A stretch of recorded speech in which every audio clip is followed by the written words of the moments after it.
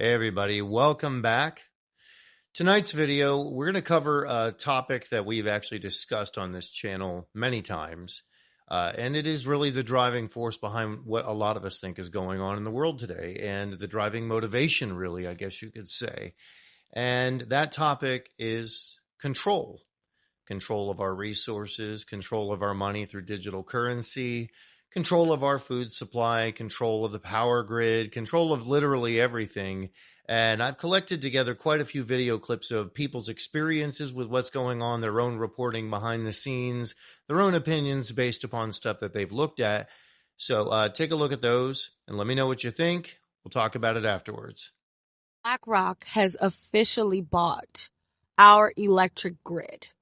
A private-owned company now owns all of our electric grid in Indiana and Ohio in the name of mass-producing AI data centers. If you are not in Indiana and don't know how hard we've been fighting data centers and our rising energy costs, our bills went up about $400 just in the last 2 months, and now that's expected to get even worse as BlackRock has just secured a $33 billion deal acquiring AES, which is the power company responsible for all of the electricity in Indiana and Ohio. I won't explain to you why a private equity company being able to dictate public energy, why it's an issue, but let's talk about how we know our energy costs are now being privatized and basically going to be used for politics and to, I don't know, drive our fucking prices up even more. BlackRock's investment as it comes to AI is privatizing energy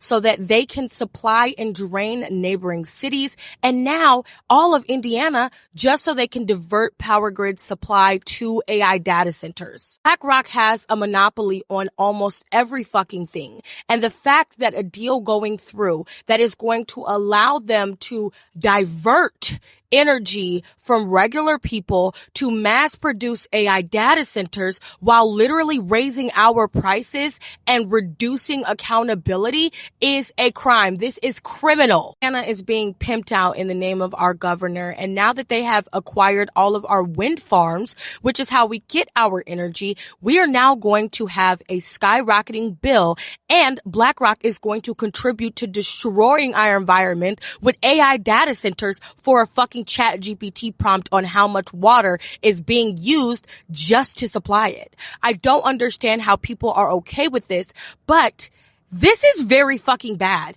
And if it's starting here, it will come to you. It's not about their nukes?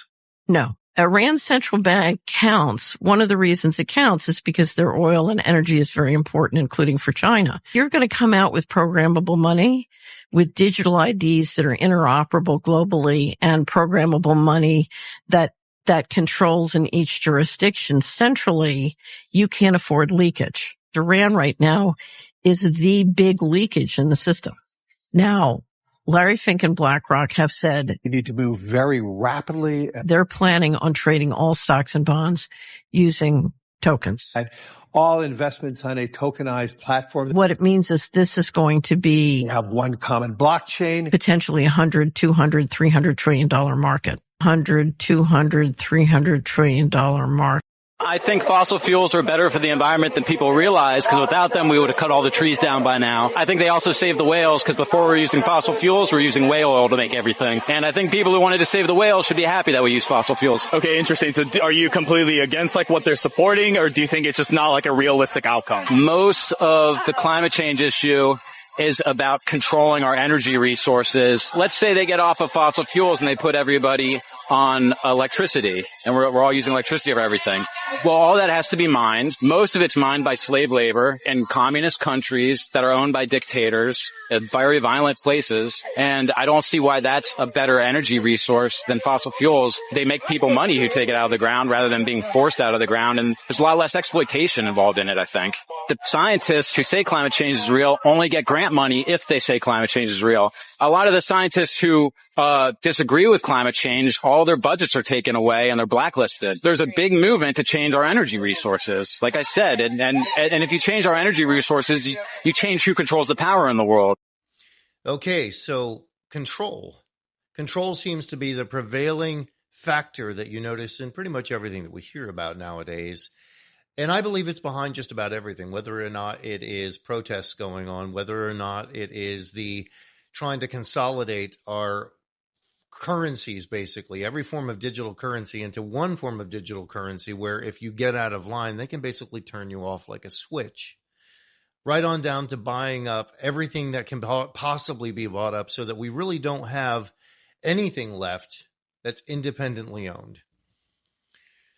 And this is a disturbing factor here, because what it comes down to is whoever holds the keys to all of that, no matter how depraved they are, and as we've all seen, leadership, especially here in the Western world, especially here in the United States, incredibly depraved, incredibly twisted, no moral compass whatsoever, and doing absolutely horrific things.